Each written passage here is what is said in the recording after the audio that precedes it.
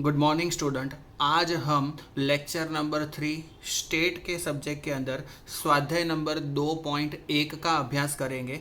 स्वाध्याय 2.1 के अंदर पहले नंबर का सवाल दिया हुआ है, जिसके अंदर लिखा है एक बॉल पेन बनाने वाली कंपनी की सबसे अधिक बिकने वाली बॉल पेन के मूल्य रुपए में एवं उसकी पूर्ति 1000 इकाई में के बीच का संबंध जानने हेतु एकत्रित की गई निम्न सूचना से विकीर्ण आकृति बनाकर उसका अर्थघटन कीजिए।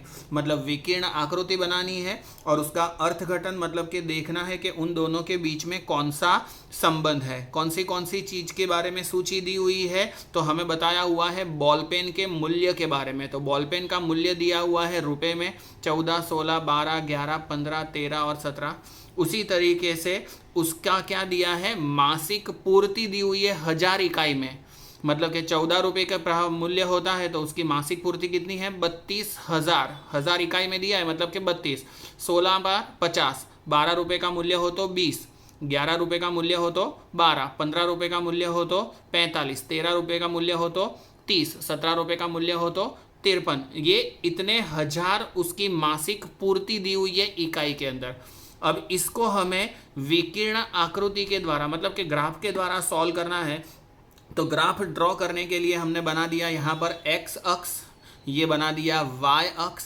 एक्स अक्ष मतलब कि ये जो मूल्य है उसको हमने एक्स अक्ष माना हुआ है, इसलिए एक्स अक्ष के ऊपर हमने क्या दिखाया हुआ है, मूल्य कितना है। तो सबसे छोटा मूल्य दिया हुआ है वो है 11, सबसे बड़ा मूल्य दिया हुआ है वो है 17। इसलिए हमने क्या कर दिया, यहाँ पर आधे से स्टार्ट किया, इसलिए इस तरीके की साइन करनी जरूरी है। उसके बाद हमने डायरेक्ट लिख दिया 11, 12, 13, 14, 15, 16, 17, 18। एक एक का गैप लिया है, इसलिए यहाँ पर लिखा हुआ है प्रमाणित माप एक्स अक्ष बराबर, अक्ष के ऊपर 1 सेंटीमीटर बराबर क्या लिया है, 1 रुपया।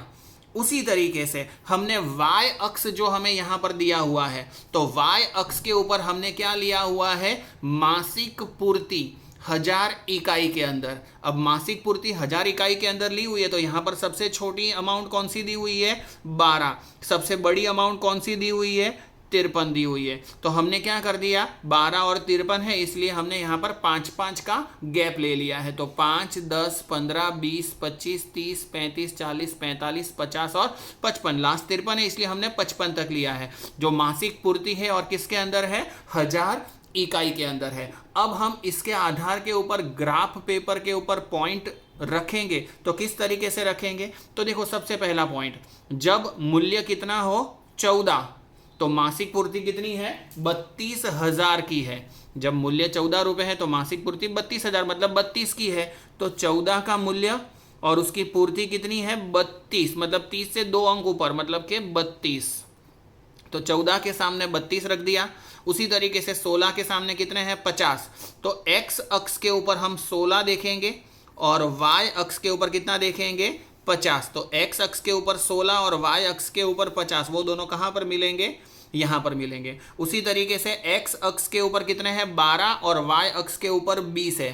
तो x अक्ष के ऊपर 12 और वो सीधे इस तरीके से, और y अक्ष के ऊपर 20, तो वो दोनों का पॉइंट यहाँ पर हमें मिलता है। उसी तरीके से x अक्ष पर 11 और y अक्ष के ऊपर 12। तो x अक्ष के ऊपर 11 और y अक्ष के ऊपर कितने हैं, 12 है। तो ये 11 और ये y अक्ष के ऊपर 12 मतलब 10 से थोड़ा ऊपर 12। ये दोनों पॉइंट कहाँ पर मिलेंगे, यहाँ पर इकट्ठे हो रहे हैं। उसी तरीके से x अक्ष के ऊपर 15 और y के ऊपर 45। तो x के ऊपर 15 और y के ऊपर 45, तो ये दोनों कहाँ मिलेंगे, 15 और 45 यहाँ पर मिलते हैं। उसी तरीके से हमें बाकी के 13 और 30 वाला पॉइंट, मतलब 13 और 30 वाला पॉइंट और लास्ट में 17 और 53 वाला पॉइंट, तो 17 और 53 वाला पॉइंट मिल जाएगा। तो ये सारे के सारे पॉइंट हमें मिले हैं। अब हमने आगे लेक्चर नंबर 2 के अंदर सीखा हुआ था। यहाँ पर देखो हमारी जो आकृति है वो किस तरीके से हो रही है, लेफ्ट साइड से राइट साइड की ओर ऊपर की तरफ जा तो रही है, पर क्या है, एकदम सीधी रेखा नहीं बन रही है। जो पॉइंट हमारे जो बिंदु है वो क्या है, थोड़े बहुत टेढ़े मेढ़े है। और जब पॉइंट टेढ़े मेढ़े होते हैं तो हमने क्या बताया था कि जब पॉइंट लेफ्ट साइड से राइट साइड की ओर ऊपर की तरफ जा रहे हैं, पर पॉइंट अगर टेढ़े मेढ़े है तो हम बोल सकेंगे कि उन दोनों के बीच में कौन सा संबंध है, आंशिक धन सहसंबंध। और अर्थघटन आपको लिखना किस तरीके से है? अब अर्थघटन में आपको इस तरीके से बताना है कि विकीर्ण आकृति से देखा जा सकता है, जो हमने विकीर्ण आकृति बनाई है उसके ऊपर से देखा जा सकता है कि सभी बिंदु एक सुरेखा पर नहीं है। यहाँ मूल्य और मासिक पूर्ति में होने वाले परिवर्तन एक ही दिशा में दिखाई देते हैं, एक ही दिशा में है पर एक सुरेखा पर नहीं है, बराबर। परंतु ये परिवर्तन अचलानुपात में नहीं है, मतलब सीधी रेखा में नहीं है, इसलिए समग्र बिंदु एक सुरेखा में नहीं आते हैं। अतः हम कह सकते हैं कि दोनों चलों, मतलब जो हमने x तथा y माना हुआ है, उनके बीच में कौन सा संबंध है? आंशिक धन सह संबंध। इसी के आधार पर आप लोगों को स्वाध्याय 2.1 का तीसरा सवाल हम लेक्चर नंबर 4 में देखेंगे। Thank you student.